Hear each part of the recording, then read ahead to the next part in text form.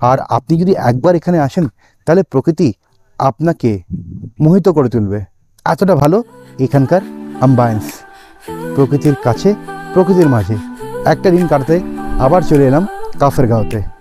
सुबह की रोशनी आंखों में तू, सपनों की राहों में चल पड़ा हूँ।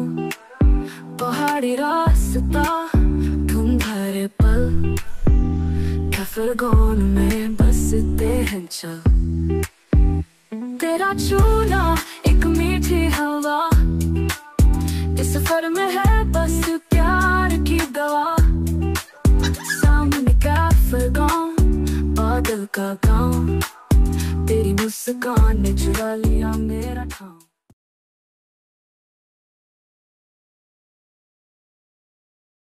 হ্যালো এভরিওয়ান, আমি Amartya and welcome again to my channel Zindegi live. ব্লগিংটা আমার কোনো পেশা নয়, এটা আমার একটি হবি মাত্র। তাই আমারই চ্যানেলে দেখতে পাবেন প্রপার্টির আনবায়াস রিভিউ এবং ডিটেল ট্যুর ইনফরমেশন।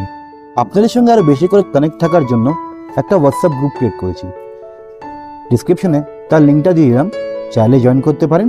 ইচ্ছা আছে ভবিষ্যতে আপনাদেরকে নিয়ে একটা গ্রুপ ট্যুর অ্যারেঞ্জ করার। এই বিষয়ে আপনাদের কি মতামত কাইন্ডলি একটু জানাবেন, তাহলে আমার ডিসিশনটা নিতে সুবিধা হবে। আবারও একটা উইকেন্ড, আর এই উইকেন্ডে বেছে নিয়েছি কাফেরগাঁওয়ের প্রেমাদেন পাখরিন ভিলা, যা কাফেরগাঁওয়ের একদম অফবিট ডেস্টিনেশনে অবস্থিত। কাফেরগাঁও ইটসেলফ একটা অফবিট, কিন্তু তারও একটা ছোট্ট একটা পার্ট সেখানে আজকে আমরা উঠে এসেছি। গ্রামটা অসাধারণ। তাহলে চলুন যাত্রাটি শুরু থেকে শুরু করা যাক। 20 জুন 2025, ট্রেনের টিকিট না থাকায় এবারকার ভরসা বাস, আর বাসে চলে গিয়েছিলাম শিলিগুড়ি। এতদিনে আপনারা জেনে গেছেন যে উত্তরবঙ্গে গেলে আমি কিন্তু স্কুটি করে ঘুরতেই বেশি ভালোবাসি বা স্বাচ্ছন্দ্য বোধ করি। এবারও কিন্তু তার ব্যতিক্রম নয়। এবার কিংস রাইডারের কাছ থেকে স্কুটিটি রেন্টে নিয়েছিলাম। ডিসক্রিপশনে নাম্বার দিয়ে দিলাম, চাইলে যোগাযোগ করে নিতে পারেন। আবারও স্কুটি করে ঘুরতে বেরিয়ে গেছি। অসাম লাগছে, যখন যেরকম ইচ্ছা হচ্ছে দাঁড়াচ্ছি। এটাই হচ্ছে স্কুটি নিয়ে প্লাস পয়েন্ট। অসাম লাগছে। আমি আর শোভন আবার বেরিয়ে পড়েছি স্কুটি নিয়ে, আর এবার আমাদের গন্তব্যস্থল হচ্ছে কাফেরগাঁও। তো যাই হোক, রাস্তাটা খুব সুন্দরভাবে উপভোগ করতে করতে আছি। রাস্তাটা ফাটাফাটি মাখন রাস্তা, বাইক চালিয়ে স্কুটি চালিয়ে খুব ভালো লাগবে আপনাদেরও যদি আপনারা আসেন। তো রাস্তা নিয়ে কোনো কমপ্লেন নেই, অসাধারণ রাস্তা। যাই হোক, আমরা তাহলে আমাদের গন্তব্য পথ দিকে এগোই।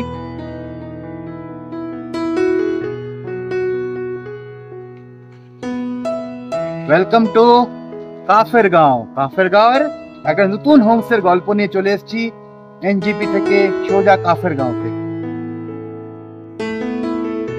অসাধারণ একটা পরিবেশ। কাফেরগাঁও একদম ভিতরে, আপনি লোলেগাঁও ইকো পার্ক আছে, সেখান থেকে ডান দিকে টার্ন নিলেই কাফেরগাঁও। কাফেরগাঁওয়ে যে মেন রাস্তা আছে, সেই মেন রাস্তা ধরেই আপনাকে এই হোমস্টেতে এগোতে হবে। এবং রাস্তাটা কিন্তু যথেষ্ট ভালো, কোনো সেরকম অফরোডিং নেই। আর এই দেখুন যে মেন রাস্তাটা কিন্তু এটাই আছে। তো এই মেন রাস্তায় 4 হুইলার 2 হুইলার ইজিলি আপনি ঢুকতে পারবেন। আর ঢুকেই এই হচ্ছে আমাদের হোমস্টের প্যাসেজ। তো এখানেও কিন্তু আপনার বড় গাড়ি ইজিলি ঢুকতে পারে। তাহলে চলুন আমরা একটু আমাদের হোমস্টের দিকে এগোই।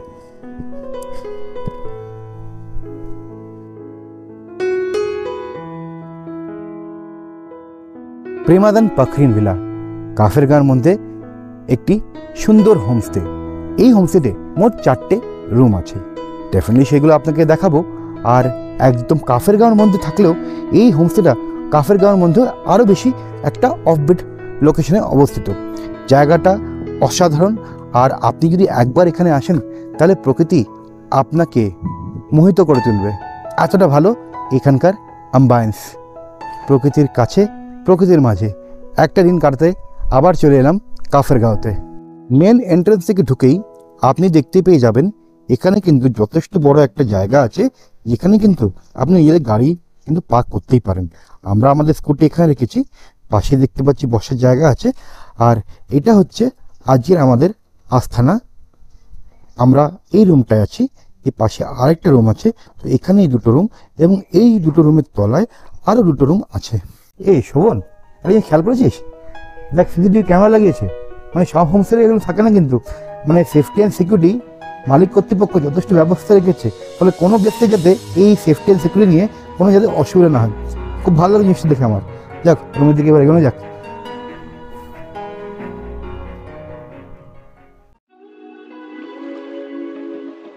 ওয়াও অমেজিং यार, পুরো উডেন ফিনিশ, অসম।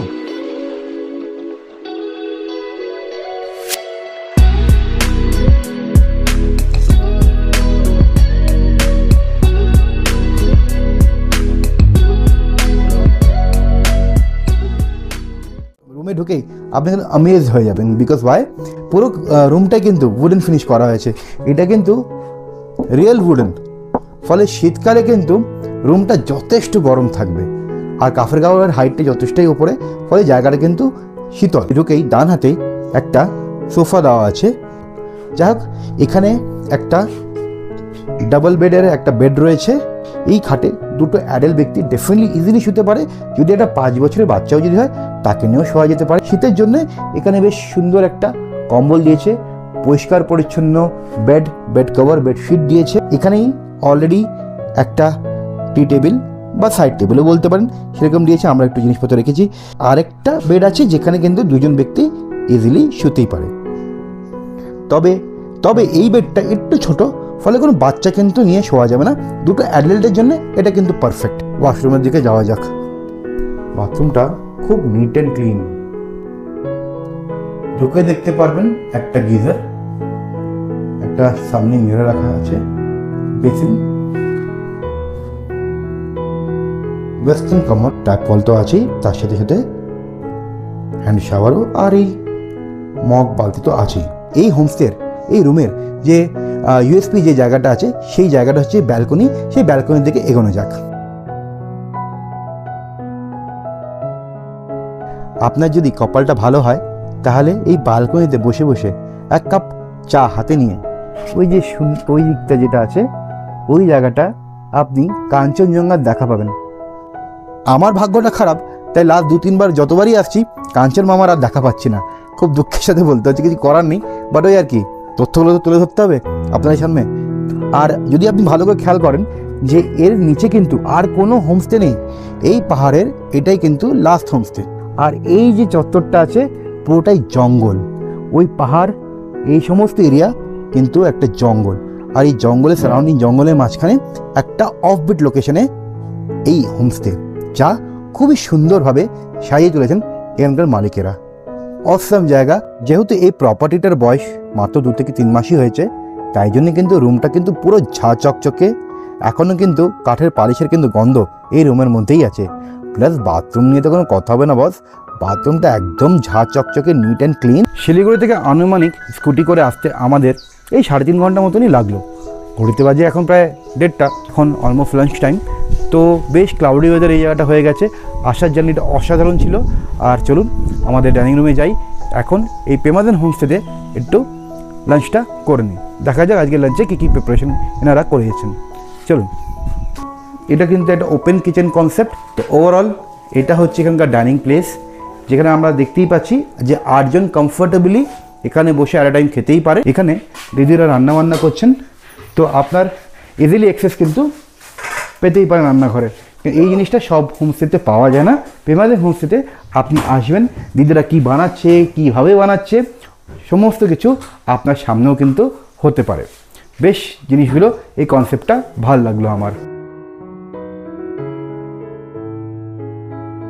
লাঞ্চে দেখতে পাচ্ছি যে সাদা ভাত তো রয়েছেই, তার সাথে আছে মসুর ডাল, ধনেপাতা দিয়ে করেছে, একটা বিনস এবং আলুর একটা সবজি, তার সাথেও একটু পিকলস, পেঁয়াজ, লেবু, লঙ্কা তো আছেই, এবং সাথে আছে ডিমের কারি, অবভিয়াসলি পাঁপড় এবং একটু শশা, এইসব তো রয়েছে। একদম গরম গরম। আর এই জানি না কেন, মানে পাহাড়ে না একটা চালের একটা অন্য স্মেল পাই আমরা। আমি যখনই এসেছি আমি দেখেছি এখানকার একটা ভিন্ন ধরনের চাল ইউজ করা হয়, তার খুব একটা ভালো স্মেল একটা আসে এবং খেয়েটাকে আরও বেশি বাড়িয়ে দেয়। যাই হোক, খাওয়াটা শুরু করা যাক।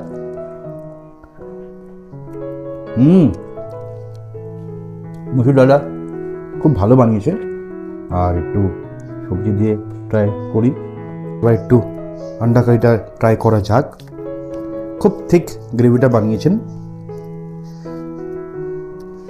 প্রসঙ্গত বলে রাখা উচিত, এখানে কিন্তু একটা ডিমই দেওয়া হয়, মানে 1 পিস ডিমই দেওয়া হয়। ট্রাই করা যাক। বেশ ভালো, খুব সুন্দর। কিন্তু ডিমের ঝোলটা প্রচণ্ড রিচ করেছে, তার জন্য খেতেও কিন্তু খুব ভালো লাগবে। তো রেকমেন্ডেড রইল, ডেফিনেটলি এখানে খাবার দাবার নিয়ে কোনো অসুবিধা নেই, বেশ ভালোই স্বাদের খাবারটা এনারা বানিয়েছেন। আর এখানে যেভাবে ডিমের তরকারিটা করা হয়েছে না, সত্যি অসাধারণ। আর এই ধনেপাতার ফ্লেভারটা আরও মাত্রা বাড়িয়ে দিয়েছে, তো বেশ ভালো। আর আমার তো একটু আগেই বলেছে যে এখানে একটা করেই ডিম দেওয়া হয়, তবে তরকারিটা এতই সুন্দর যে আমার মনে হচ্ছে যারা ভাত ভালো খায়, যেমন আমি সারাক্ষণ ভাতই খেতে পছন্দ করি, এইরকম তরকারি পেলে, এইরকম ডাল পেলে আমি একটু বেশি ভাত খেয়ে নিই। তো আজকে আমার মনে হচ্ছে একটু বেশি হয়ে গেছে। তো ওভারঅল খুব ভালো রান্না হয়েছে, এটুকু বলতে পারি। सुबह की रोशनी आंखों में तू, सपनों की राहों में चल पड़ा हूँ।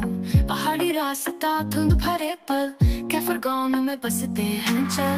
तेरा छूना एक मीठी हवा, इस सफर में है बस प्यार की दवा।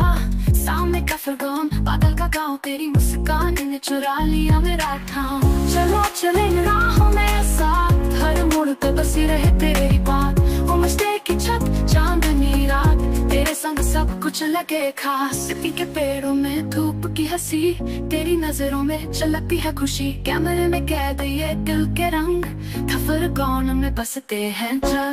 तेरा छूना एक मीठी हवा, इस सफर में है बस प्यार की दवा। मेरी रास्ता धुंध भरे पल, खफर गाँव में बसते हैं चल।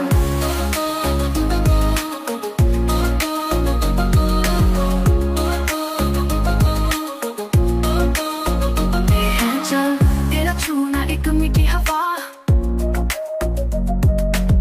तेरे फरगानों में बसते हैं चल। तेरा छूना एक मीठी हवा, इस सफर में है बस प्यार की दवा। सामने का फरगाना बाय प्यार का पता, प्यार की धुन में गूंजे दिल का नाता। चलो चले राहों में साथ, हर मोड़ पे बसी रहे तेरी। তো আপনি এই হোমস্টে 4টে রুম দেখতে পাচ্ছেন একটাই ফ্রেমে। নিচে এই দুটো রুম আছে আর উপরে এই দুটো রুম। প্রত্যেকটা রুমেই 4জন 4জন করে অ্যাডাল্ট ব্যক্তি থাকতে পারে, অর্থাৎ 4টে রুম মিলিয়ে 16 জনের ক্যাপাসিটি। এই রুমগুলোর তথ্য অবশ্যই শেয়ার করব, তবে তার আগে চলুন আমরা এই হোমস্টের আশেপাশে যে সাইট সিনগুলো জায়গাগুলো আছে সেইগুলো দেখে নিই। তাই লাঞ্চ করেই স্কুটি নিয়ে আমরা বেরিয়ে পড়েছি আশেপাশের সাইট সিনগুলো দেখে নেওয়ার জন্য। পাইন গাছের জঙ্গল দেখার জন্য বাইরে কোথাও যেতে হবে না। কাফের গাঁওটা ইটসেলফ এতটাই পাইন গাছে অরণ্য ভর্তি যে এখানে অনেকটা সময় আপনি কাটিয়ে দিতে পারবেন। একদম নিরিবিলি পরিবেশ, খুব অসাম লাগছে। এটা একটা সুবিধা বাইক বা স্কুটি নিয়ে এলে, যে যখন যে জায়গাটা পছন্দ হবে সেই জায়গাটা দাঁড়িয়ে সেই প্রকৃতির শোভা, সেই মায়াটা, সেই সৌন্দর্যটাকে উপভোগ করা যায়। বেস্ট পার্ট, মানে আমি বাইক নিয়ে এসে এবার আমি মুগ্ধ হয়ে গেছি। Bike is best option, bike scooty হচ্ছে বেস্ট অপশন আর যদি পাহাড় ঘুরতে হয়। আদারওয়াইজ 4 হুইলারে এইভাবে আপনি পাহাড়কে এনজয় করতে পারবেন না। আর কিছুটা এগোলেই একটি মনেস্ট্রির দেখা পেলাম, তাই দাঁড়িয়ে কিছুক্ষণ একটু সময় এই মনেস্ট্রিতেই কাটালাম। যদিও মনেস্ট্রির নাম জানি না, আর ভিতরে প্রবেশ সেই মুহূর্তে বন্ধ ছিল। কাফেরগাঁও থেকে মেন রাস্তা উঠলেই দেখতে পেয়ে যাব Lolegaon eco park. Entry fee 20 টাকা। আজকের পরবর্তী গন্তব্যস্থল হলো লোলেগাঁও হ্যাঙ্গিং ব্রিজ। হোমস্টে থেকে যার দূরত্ব মাত্র 1.5 কিলোমিটার। এর আগেও আমি এখানে গেছি এবং পূর্ব অভিজ্ঞতা থাকার জন্য এখানে আর আমি ঢুকিনি, কারণ সেবার অন্তত 2 পা মিলিয়ে আমার 50টা যোগ ধরে নিয়েছিল। যাই হোক, এখন আমরা চলে এসেছি ডাবলিং ভিউ পয়েন্টে। হোমস্টে থেকে আনুমানিক এই 4.5 কিলোমিটার দূরত্ব। তো আমরা যেহেতু স্কুটিতে আছি, আদারওয়াইজ পায়ে হেঁটে একটু টাফ হয়ে যাবে, তবে আমরা যেহেতু স্কুটিতে আসছি তাই ঘুরতে ঘুরতে চলে এলাম। যাক, এখানে এবার এসে এখানকার জায়গাটা একটু এক্সপ্লোর করা যাক। নীল জলে তোমার ছায়া, হলুদ পানিতে পায়ের ধ্বনি, হাওয়ায় ভেসে আসা গানটা, তুমি আমি আর কোনো গল্প নয়। তোমার চোখে সমুদ্রের ডাক, ভেজা মন চাই হারিয়ে যাক। চলো হারাই এই ঢেউয়ের মাঝে, তোমার পাশে শুধু ভালোবাসায়। সন্ধ্যা রোদে নরম এই সন্ধ্যেবেলা 1 কাপ গরম গরম চা আর এত সুন্দর পরিবেশ, আপনারা দেখতে পাচ্ছেন যে মেঘ আমাদের বারান্দায় ঢুকে এসেছে। মানে সত্যি কথা বলতে কোনো ক্যামেরাতে, পৃথিবীর কোনো ক্যামেরাতে হয়তো এটা বোঝানো যাবে না, যেটা নিজের চোখে দেখে বোঝা যায়। তাই সকলকে আসতে হবে। ঘড়িতে বাজে 7টা, আর এইমাত্র আমাদের ইভিনিংয়ের চা জল খাওয়া দিয়ে গেল। আমার জন্য রয়েছে মিল্ক টি, সুমনের ব্ল্যাক টি আর ভেজ পকোড়া, আর তার সাথে রয়েছে চিকেন পকোড়া। তো যাই হোক, একটু আমরা ইভিনিং স্ন্যাক্সে খেয়ে নিই। গরম গরম পকোড়া সস লাগিয়ে।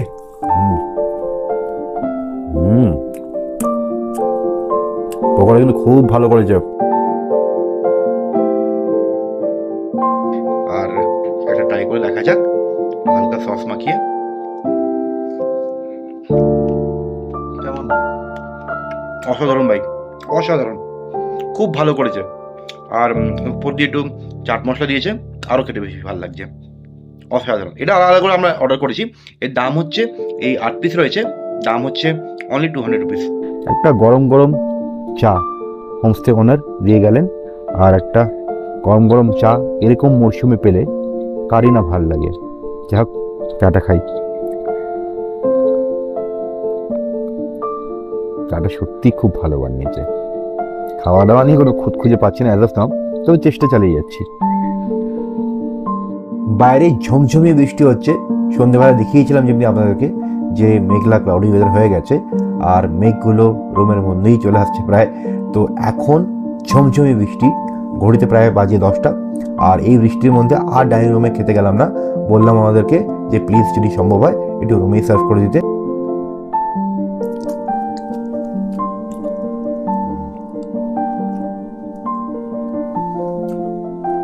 অসাম বানিয়েছে। রিসেন্টলি যে কটা আমি হোমস্টে করেছি, মাংস যে কোয়ালিটি বা যে টেস্টটা আমি পেয়েছি তার চেয়ে ফার ফার ফার বেটার। খুব ভালো করেছে, খুব ভালো করে। আই থিঙ্ক শোভনও এগ্রি করবে, ও খাক, ও বলতে পারবে। আমার খুব ভালো লাগলো, ফার্স্ট বাইটই অসাধারণ। একটু মাংসটা খেয়ে দেখি, আমি গ্রেভিটা খেয়ে দেখলাম।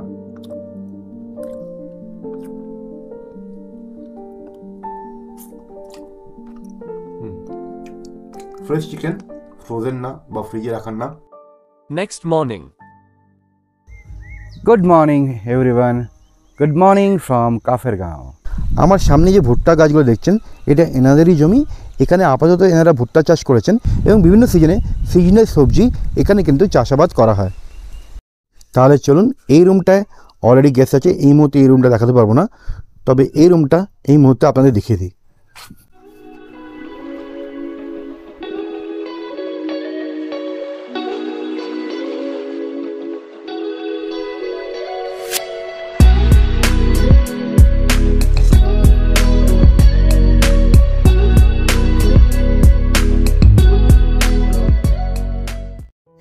এখানে ডাবল বেডের একটা বেড আছে, আর এখানেও একটা ডাবল বেডের বেড। 2, 2, 4 খুব কমফোর্টেবলভাবে শুতে পারে। তোয়ালে, লেপ, দাওয়াই আছে। পুরো রুমটা কিন্তু কার্পেট বিছানো, আর একটা খুব সুন্দর এখানেও কিন্তু একটা ছোট্ট কার্পেট বিছিয়েছে, দেখতে ভাল লাগে। ইনলাইন আছে। আর এখানে এই রুম থেকে সোজা কিন্তু কাঞ্চনজঙ্ঘা দেখা যায়। আর এদিকটা ওয়াশরুম, আর এখানেও কিন্তু একটা সাইড টেবিল দেওয়া আছে বা টি টেবিল দেওয়া আছে। আর বাথরুমের পাশেই একটা ডাস্টবিন। জামা কাপড় ঝোলানোর জন্য এখানে একটু ব্যবস্থা করা আছে। ওয়েস্টার্ন টয়লেট, বালতি, মগ, কল, হ্যান্ড শাওয়ার, গিজারের ব্যবস্থা আছে। এখানে একটা মিরর আর বেসিন, আর একটা ছোট্ট দেখে পিঁড়িও এখানে দিয়ে দিয়েছে। কি অদ্ভুত জায়গাটা, শান্ত নিরিবিলি পরিবেশ, সুন্দর একটা হাওয়া বইছে। মানে মনের মধ্যে একটা রোম্যান্টিক ফিলিংসটা আসছে। মানে এমন একটা ভালো জায়গা, যদি আপনি আপনার প্রিয়জনকে নিয়ে আসেন বা সঙ্গিনীর সঙ্গে আসেন, তাহলে খুব ভালো একটা সময় কিন্তু আপনারা এখানে কাটাতেই পারেন। আর বন্ধুবান্ধব নিয়ে এলে তো কোনো কথাই নেই, এতটা ভালো জায়গা। জানাতে চাই, এই হোমস্টেটা মাত্র 2 মাস আগেই ওপেন হয়েছে। আর হয়তো ইউটিউবে আমি এই প্রথম এই প্রপার্টিটাকে রিভিল করছি। তাই এরকমই নতুন নতুন হোমস্টে, নতুন অফবিট জায়গা সম্পর্কে জানতে হলে আমার চ্যানেলটাকে সাবস্ক্রাইব করার রিকোয়েস্ট রইল। আমি আপনাদের কাছে খুবই কৃতজ্ঞ এবং সবাইকে ধন্যবাদ জানাই যে আপনারা আমার পাশে এইভাবে এসে দাঁড়িয়ে সাপোর্ট করছেন। এইভাবেই সাপোর্টটা করতে থাকুন, আশা করি নিরাশ করব না।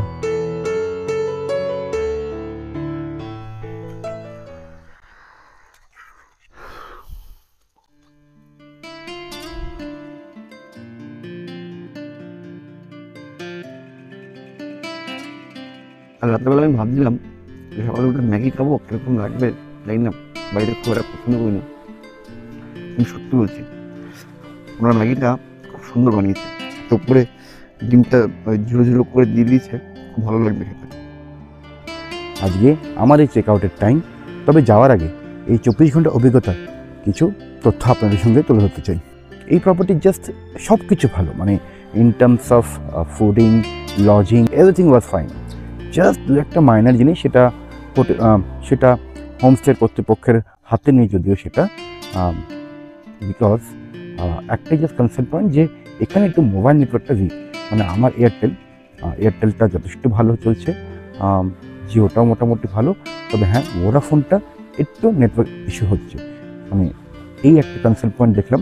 আদারওয়াইজ এদের রুম সার্ভিস, এদের ব্যবহার, রুমের কোয়ালিটি এবং খাওয়ার দাওয়ার নিয়ে কোনো কমপ্লেন করার জায়গা নেই। আপনারা যদি আসেন আপনাদের খুবই ভালো লাগবে। আর এখান থেকে সাইট সিন কিন্তু আপনারা ইজিলি করতে পারেন। সাইট সিনের তথ্যগুলোর জন্য আমি ডিসক্রিপশনে একটা লিঙ্ক দিয়ে দিলাম, সেই লিঙ্কে গিয়ে আপনি কিন্তু কাফেরগাঁও থেকে কী কী সাইট সিন করতে পারেন সেইগুলো কিন্তু দেখে নিতে পারেন।